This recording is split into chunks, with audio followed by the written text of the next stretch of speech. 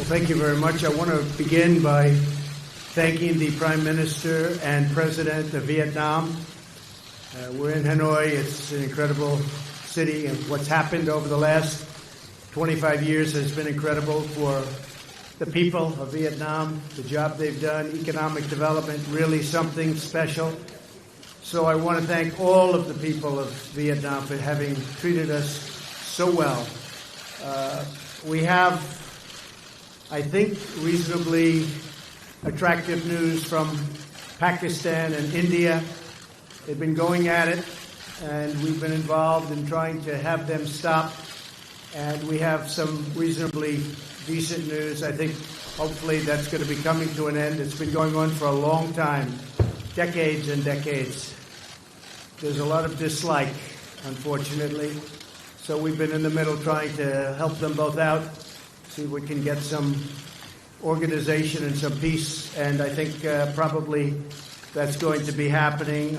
We have Venezuela, as you know, has been very much in the news, and we're sending supplies. Supplies are getting through a little bit more. It's not easy. It's hard to believe somebody would say, let's not do it. What difference would that make, except it's great for its people to let it get through? But we're sending a lot of supplies down to Venezuela. People are starving to death. And you would really think that the man in charge currently would let those supplies get through. We are getting them into some of the cities and some of the areas that need them the most, and it's not an easy job. It's very difficult, actually. On North Korea, we just left Chairman Kim. We had a really, I think, a very productive time. We thought, and I thought, and Secretary Pompeo felt that it wasn't a good thing to be signing anything. I'm going to let Mike speak about it.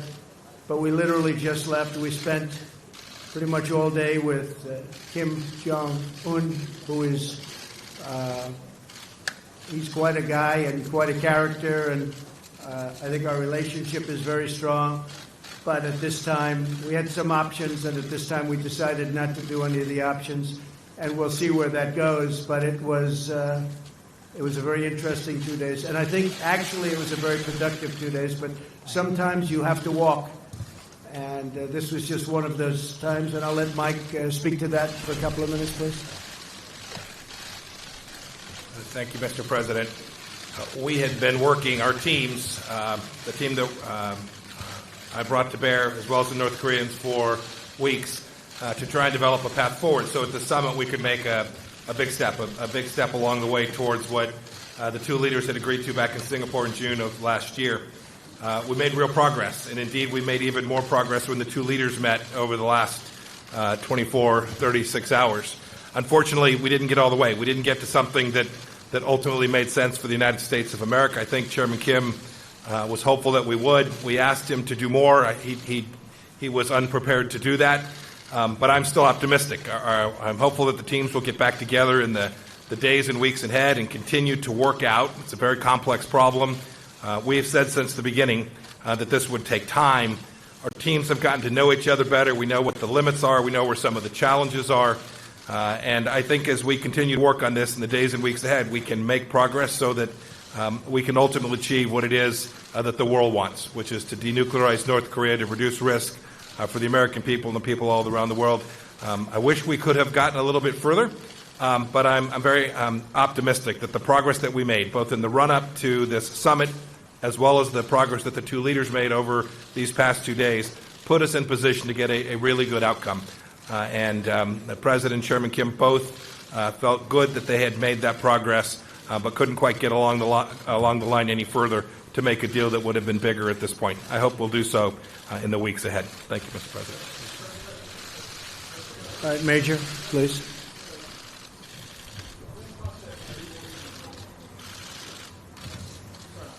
Has this process been more difficult than you thought? And was the North Korean demand for lifting of some sanctions the real sticking point here, in that you did not want to do that and they did?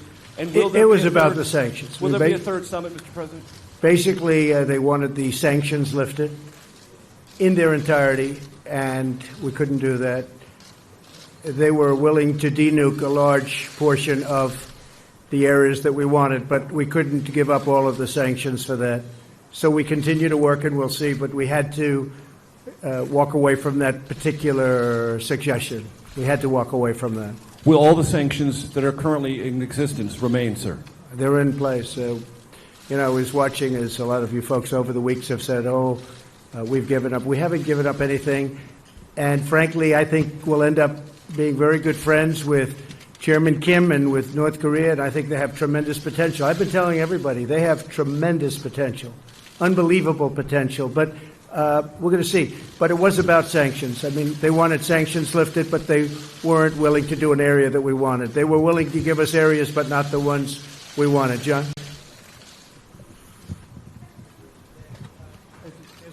As we know, I mean, there's an incredibly complex set of issues that are at play here in terms of lifting the sanctions and what denuclearization is. Right. Did you get any distance toward sort of what Kim's vision of denuclearization Yes, is? we did. Because We there is a line of thinking that he wants to keep some nukes. Yeah. I mean, would you allow him to do that? And if you Well, can't, I don't, and if you John. can't I get- don't want to comment. Excuse me. I don't want to comment on that exactly, but he has a certain vision, and it's not exactly our vision, but it's a lot closer than it was a year ago. And I think eventually we'll get there. But for this particular visit, we decided that we had to walk, and we'll see what happens. Okay. Oh, look, we have a gentleman nobody's ever heard of that was Sean Hannity. What are you doing here, Sean Hannity? Should we let him do a question? I don't know. Yeah, John, go ahead. Yeah. So if he wants the sanctions completely off and you want more on denuclearization, how can you bridge that gap between now and the next time you might sit down together? With time, it'll be bridged, I think, at a certain point. But there is a gap. We have to have sanctions, and he wants to denuke, but he wants to just do areas that are less important than the areas that we want. We know the country very well, believe it or not. We know every inch of that country, and we have to get what we have to get, because that's a big give. Yes, Sean, please. I work in radio and TV. The mic's on. Mr. President, thank you. Mr. Secretary, good to see you. Mr. President, if you could elaborate a little bit more. We have some history. President Reagan walked away in Reykjavik. A lot of condemnation at the time, and it ended up working out very well in the end for the United States. Was this mostly your decision, what message would you want to send Chairman Kim as he's listening to this press conference about the future and your relationship? Well, Sean, I don't want to say it was my decision, because what purpose is that? I want to keep the relationship. We will keep the relationship. We'll see what happens over the next period of time. But as you know, we got our hostages back. There's no more testing. And one of the things, importantly, that Chairman Kim promised me last night is, regardless, he's not going to do testing of rockets and nuclear. Not going to do testing. So, I trust him, and I take him at his word. I hope that's true. But in the meantime, we'll be talking. Mike will be speaking with his people. He's also developed a very good relationship with the people, really the people representing North Korea. I haven't spoken to Prime Minister Abe yet. I haven't spoken to President Moon, South Korea. But we will, and we'll tell them it's a process and it's moving along, but we just felt it wasn't appropriate to sign an agreement today. We could have. I just felt it wasn't very appropriate. Yeah, Jonathan?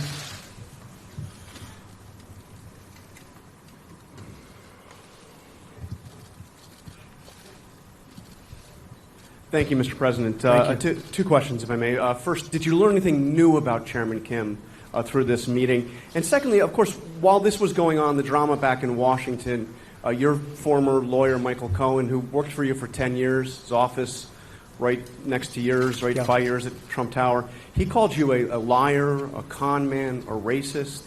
What's your response to Michael Cohen? Well, it's incorrect. And, it's very interesting because I tried to watch as much as I could. I wasn't able to watch too much because I've been a little bit busy. But I think having a fake hearing like that and having it in the middle of this very important summit is really a terrible thing. They could have made it 2 days later or next week, and it would have been even better. They would have had more time. But having it during this very important summit is sort of incredible. And he lied a lot, but it was very interesting because he didn't lie about one thing. He said no collusion with the Russian hoax. And I said, I wonder why he didn't just lie about that too, like he did about everything else. I mean, he lied about so many different things, and I was actually impressed that he didn't say, well, I think there was collusion for this reason or that. He didn't say that. He said no collusion. And I was, a little impressed by that, frankly. He could have gone all out. He only won about 95% instead of 100%. But the fact is there is no collusion, and I call it the witch hunt. This should never happen to another president. This is so bad for our country, so bad. You look at this whole hoax. I call it the Russian witch hunt. I now add the word hoax. It's a very, very bad thing for our country. But I was impressed with the fact that he, because the most important question up there was the one on collusion, and he said he saw no collusion. So we'll see what happens, but it was pretty shameful, I think. Yes, ma'am, please.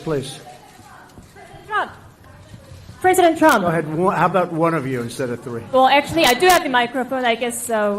Excuse me. The person in the front. Go ahead. No. Not you. Excuse me. Yeah, we'll get to you. Thank you. Thank you, President Trump. Jane Tan with CNN News and Guangdong Television. What was the atmosphere like when you walk away from the negotiation table? I think it was very good, very friendly. This wasn't a walk away like you get up and walk out. No, this was very friendly. We shook hands. There's a warmth that we have. Now, I hope that stays. I think it will. But we are, we're positioned to do something very special. This has been going on for many decades. This isn't me. This should have been solved during many presidential runs, and people talked about it. They never did anything. I get a kick out of so many people from past administrations telling me how to negotiate when they were there. In some cases, for 8 years, they did nothing. But I think the relationship was very warm, and when we walked away, it was a very friendly walk. Mike, you might want to speak to that for a second. No, I agree. I talked with my counterparts as well.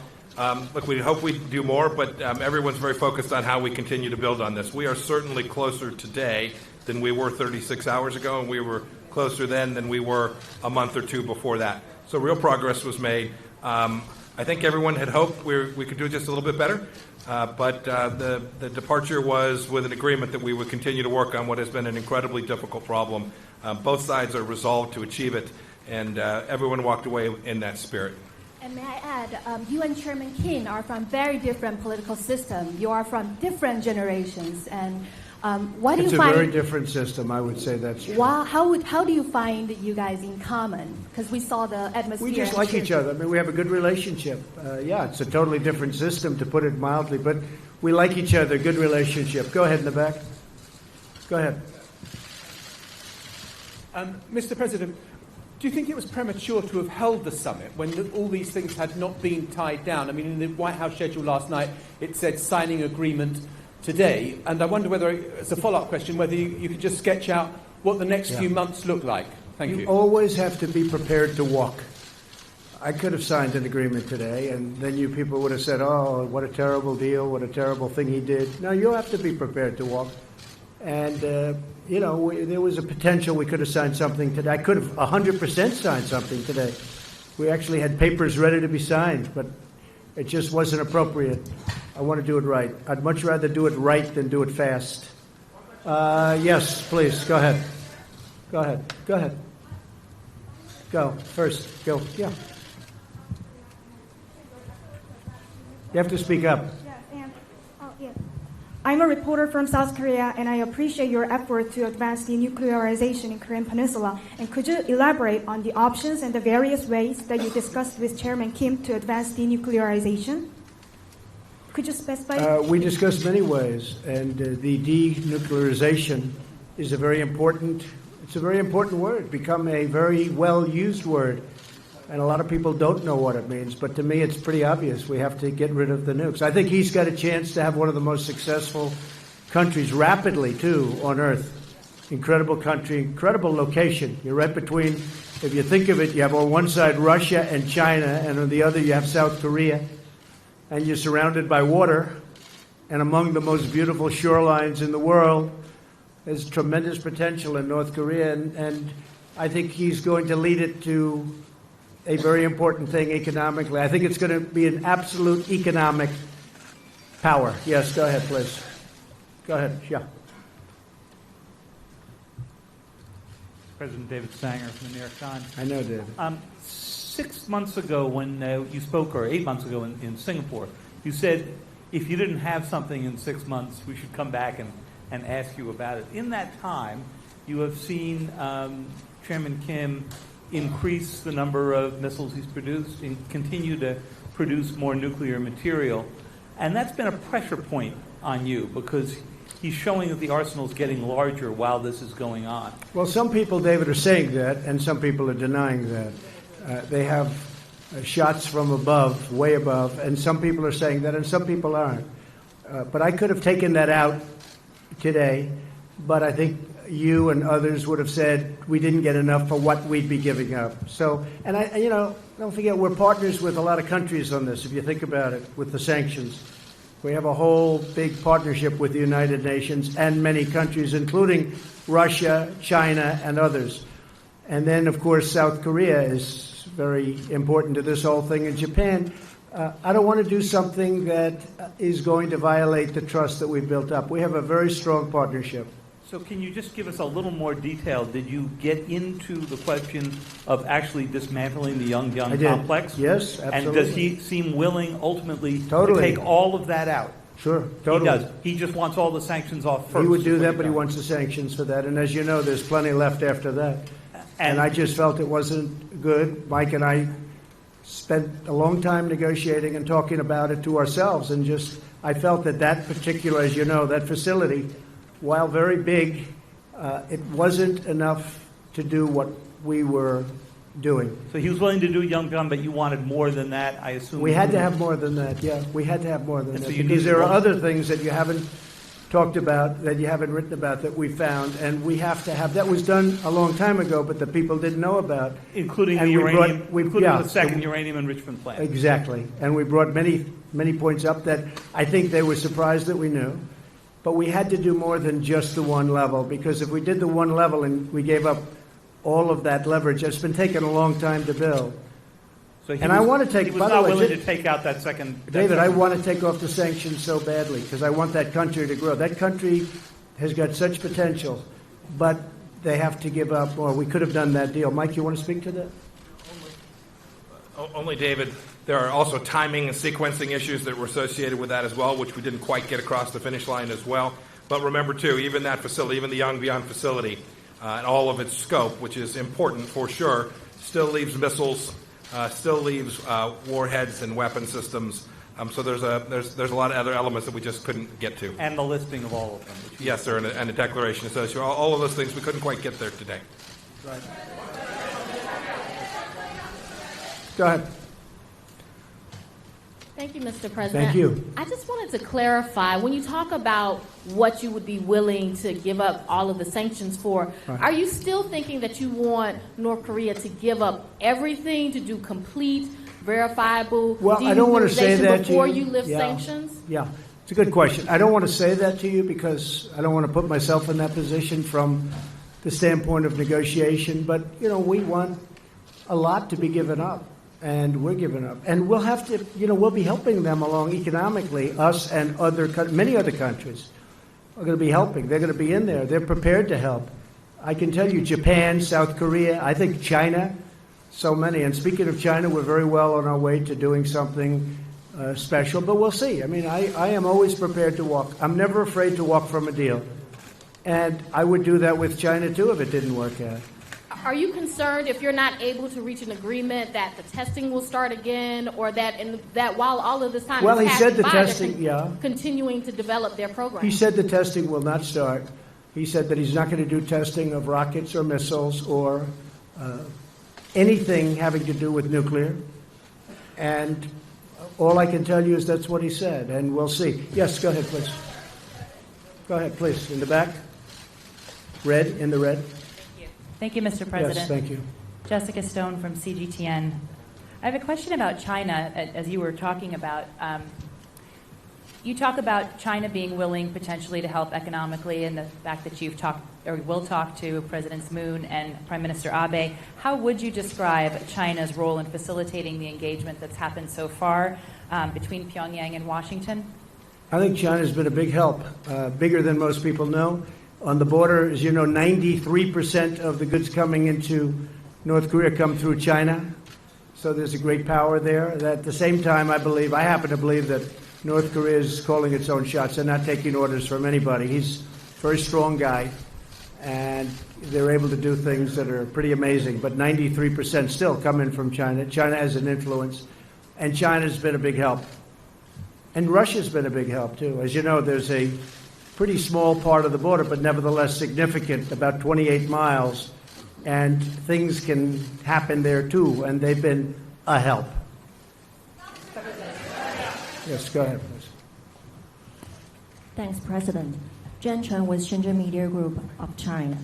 In your meeting with Chairman Kim this morning and yesterday, did the topic of China come up?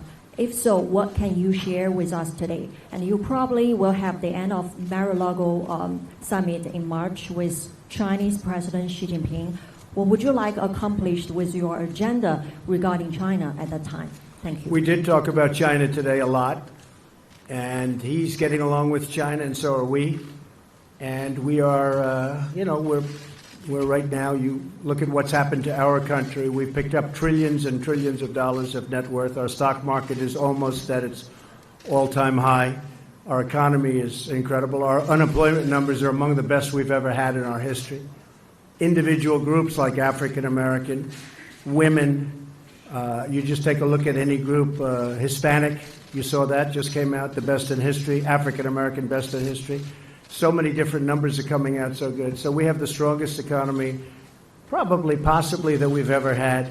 Fiat Chrysler just announced that they're going to spend $4.5 billion right next to Detroit in Michigan. They're building a tremendous plant. It's actually an expansion of another plant. It's going to double up their jobs and even more than that. A lot of great things are happening. And with China, they're having some difficulty, as you know. But I think that a lot of the difficulty is because of the tariffs that they're having. And in addition to that, we're putting a tremendous amount of money. You saw trade deficits went down last month. Everyone was trying to find out why. Well, we're taking in a lot of tariff money, and it's going right to the bottom line, and it has reduced the trade deficit. So we'll see what happens with China. I think we have a very good chance. Their numbers are down, but I don't want that. I want their numbers. I want them to do great. But we've been losing anywhere from $300 to $500 billion a year with China for many, many years. And again, like other things, many presidents should have done this before me, and nobody did. So we're doing it. Go ahead, please. Right here, this gentleman. Chad O'Carroll from NK News, Specialist North Korea News. Good. What's your message for President Moon, who has effectively reached the glass ceiling as far as inter-Korean cooperation is concerned due to sanctions? And what's next for U.S. ROK military drills? Well, I like President Moon very much. We have a great relationship. Believe it or not, I have a great relationship with almost every leader. A lot of people find that hard to understand, but I do. But some take advantage of our country like you wouldn't believe. And when they know I know it, which I know in every case, maybe it sort of freezes them up a little bit. But we do. We have a lot of good relationships. We'll be calling President Moon very soon, as soon as I get by the phone on the plane. And he'll be one of the first calls. I'll be calling Prime Minister Abe of Japan, telling him about where we are and what we're doing. But I'll be making those calls. No, he's working very hard. President Moon is working very hard. He'd love to see a deal. And he's been very helpful. Okay? Thank you. Go ahead, please. Thank you, Mr. President. I'm Yang Sheng, reporter from Global Times China. I would like to ask you that what are you expecting China to do in the next step to mediate your relationship with North Korea? Thank you. To use China? Yeah, from Well, we do. I mean, China's been very helpful. President Xi is a great leader. He's a highly respected leader all over the world, and especially in Asia. And he's helped us, Mike, I would say he's helped us a lot, right? We've, I actually called him just recently to say, hey, you know, whatever you can do on this. But he has been very helpful at the border, and he's been very, very helpful with, I think, North Korea generally. Could he be a little more helpful? Probably. But he's been excellent. Go ahead, please. No, yeah, please. Maybe Allie next. That's okay. Your friends. Thanks, Mr. President.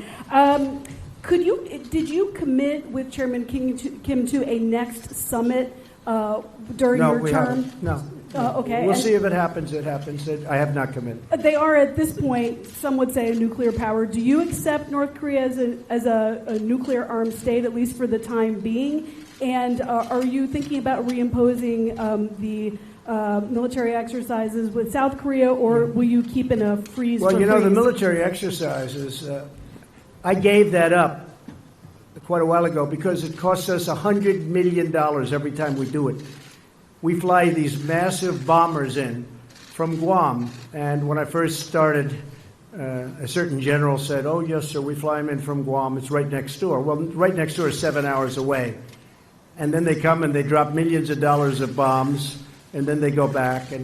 But we would spend, we spent hundreds of millions of dollars of those exercises, and I hated to see it. I thought it was unfair. And frankly, I was sort of the opinion that South Korea should help us with that. You know, we're protecting South Korea. I think they should help us with that. So those exercises are very expensive. And I was telling the generals, I said, look, you know, exercising is fun and it's nice, and they play the war games. And I'm not saying it's not necessary, because at some levels it is, but at other levels it's not. But it's a very, very expensive thing. And, you know, we do have to think about that too. But when they spend hundreds of millions of dollars on those exercises, we don't get 好了，川金二会在下午出现戏剧性的变化。那么，川普跟金正恩双方呢，在经过了2个多小时的谈判协商之后，宣告协商破局，也就是本来下午这个时刻呢，要签订的河内宣言不会签了。It's not right, but nobody's ever asked him before. But I've asked him, and we're gaining a lot of money. We picked up over $100 billion just in NATO. 对北韩所有的经济制裁要全面的解除。那么他认为这一点美国没有办法让步。那么虽然北韩提出了一个条件是他们可以比较大规模的来摧毁相关的核子武器，但是他们要求是要全部来解除这个经济限制，这个部分是没有办法达成的。不过川普呢似乎留下了一些伏笔哦，就是说是在虽然今天的整个工作会议取消，还有整个签署的内容的取消。不过，双方接下来还是会有工作会议的进行，也就是双方还没有撕破脸。那么，川普刚刚在记者会上也说哦，就是有时候我们在跑的时候，有时候必须要慢慢停下来，用走路的方式。那么很多事情不能够一蹴而成的。那么事实上呢，有几个观察点哦，的确这样子的一个结局对川普来讲是有点尴尬的，因为他这一次来到川金二会，原本是希望借由这样子的一个外交成就，能够转移他在国内一些丑闻的焦点。但是双方现在目前协商破局，似乎对川普来讲是相当不利的。那么另外第二点呢，对于主办方越南来讲也很尴尬，因为在上次去年在新加坡举行川金会的时候，下午的签署协议的这个行程并没有列在里面，但是这一次昨天晚上就已经公布说今天下午会签河内宣言这样的一个仪式，但是没想到这个仪式最后被取消了，也因此呢对越南主办方来讲也是非常尴尬了。那么至于其他邻国呢，中国大陆来讲，他们本来是借由这一次的峰会，如果北韩能够在核子武器这方面做一些让步的话，那么将有利于他接下来跟美国之间的贸易谈判。但是现在协商破局对中国来讲，可能也是有一个问题的存在。那么另外，南韩来讲，南韩刚刚股市大跌了，因为在传出这个协商破局的消息之后呢，那么南韩现在刚刚我们知道，南韩这一次他们也是希望，他们已经把整个接下来的总统大选跟这一次的北韩议题绑住了。也就是说，因为现在的南韩总统文在寅，他希望借由这次峰会，如果能够举办成功的话，也有助于他接下来的政党的总统大选。因此呢，这一次协商破局对周边国家来讲，对美国跟北韩来讲都有非常深远的影响。那么接下来究竟整个的协商破局的关键令目，我们会持续在现场为您掌握。Valentina, Sputnik News Agency. Have you discussed the issue of possible inspections to North Korea nuclear sites during your negotiations? You're going to have to speak a little louder. And where are you from? Russia, Sputnik News Agency. Okay. Have you discussed the issue of possible inspections to North Korea's nuclear sites during your talks with the chairman? Why did you answer that one? I would. Good. Inspections I was to worried nuclear about sites. International inspections. Yes. Inspections on North Korea? Yeah, inspections would be able, nuclear would be able sites. to do that very easily. We have that set up, so we would be able to do that very easily. The inspections on North Korea will take place, and if we do something with them, we have a schedule set up that is very good. We know things that, as David was asking about certain places and certain sites, there are sites that people don't know about that we know about. We would be able to do inspections, we think, very, very successfully. Yes, ma'am, please. Yes, go ahead, please. Yes.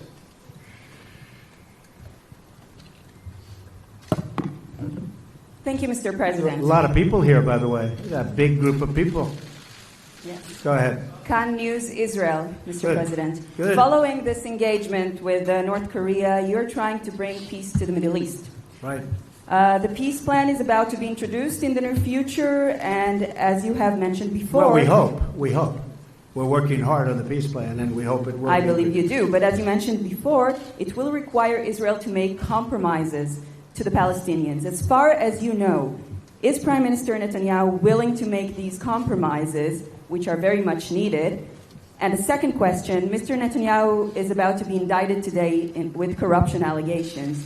Do you wish to tell him something on this occasion? Well, I just think he's been a great prime minister, and I don't know about his difficulty, but you're telling me something that, people have been hearing about, but I don't know about that. I can say this, that he's done a great job as prime minister. He's tough, he's smart, he's strong. He is very defensive. His military has been built up a lot. They buy a lot of equipment from the United States, and they pay for it. Of course, we give them tremendous, as you know, subsidy also. $4 billion is a lot each year. But they've been very, very good. They've been incredible, actually, in many ways. But there is a chance for peace between Israel and the Palestinians. And, it's interesting. All my life, I've heard that the toughest of all deals, when they talk about tough deals, we all like deals, but the toughest of all deals would be peace between Israel and the Palestinians. They say it's like the impossible deal. I'd love to be able to produce it. We'll see what happens. We were paying the Palestinians a lot of money, and I ended that about 2 years ago because they weren't saying the right things. And I said, why would we pay somebody that's not saying nice things about us and not really wanting to go to the peace table? And they've been much better, and we'll see what happens. But I think we have actually a good shot at peace between Israel and the Palestinians. Yeah, go ahead, please, sir. Mr. President, I'm from China. My question is, do you still believe it is possible that the North Korea and U.S. relation could be like the U.S. and the Vietnam relation in the future? Do you have to go again? Do you still believe that it is possible the relation between U.S. and North Korea in the future could be like the relation between U.S. and Vietnam? Yeah, I think we're going to have, we have very, very good relations. And by the way, speaking of, you mentioned Japan, we have a lot of good things happening with Japan. We have trade talks started. For years, Japan has been sending millions and millions of cars in, and as you know, it's not been a very fair situation for the United States. We're starting trade talks with Japan. They actually started about 3 months ago, and I think we'll have a very good deal for the United States. But that's been a very unfair situation. Prime Minister Abe understands that, and that's fine. Yes, sir, please, back there. Thank you, Mr. President. I'm Jung-Hyun with Shanghai Media Group. Do you think the next meeting could be soon or might take some time? Well, I can't tell you. I mean, it might be soon. It might not be for a long time. I can't tell you. I would hope it would be soon, but it may not be for a long time. I could have done a deal today, but it would have been a deal that wouldn't have been a deal that would have been something that I wouldn't have been happy about. Mike would not have been happy about. We had some pretty big options, but we just felt it wasn't appropriate, and we really want to do it right. Yes, in the back. Yes, ma'am, please. Debbie Edward, ITV News. At which point did it become clear to you that you wouldn't be getting a deal here in Hanoi? The language from yourself and Kim Jong-Un was very positive last night and even this morning, and therefore was it a mistake to No, come I think here? the language was good all throughout. The language has been good even now, but I don't go by language because we had probably the toughest language in the history of diplomacy, if you call it diplomacy, at the beginning, and yet we became very friendly. I don't believe there was any tougher language ever than that. But again, this was something that should have been handled by other presidents long before me, and long before they had the kind of power that they have. But it wasn't. It should have been done by many. I'm not just blaming the Obama administration, which, by the way, it did nothing, absolutely nothing on North Korea. It allowed things that happened and to happen that were very inappropriate. But I'm not blaming the Obama administration. I'm blaming many administrations. Something should have happened. But I don't think the rhetoric's been bad at all. Initially it was horrible, but now it's been very good. All right, one more. How about you? Go ahead, please. Please, go ahead. Go ahead. Good. Channel 8, Jung-Hyun, South Korean media outlet here. I'd like to ask you, you said that we do not particularly know when they will be, North Korean leader will be willing to come to the table and take the actions that's been required.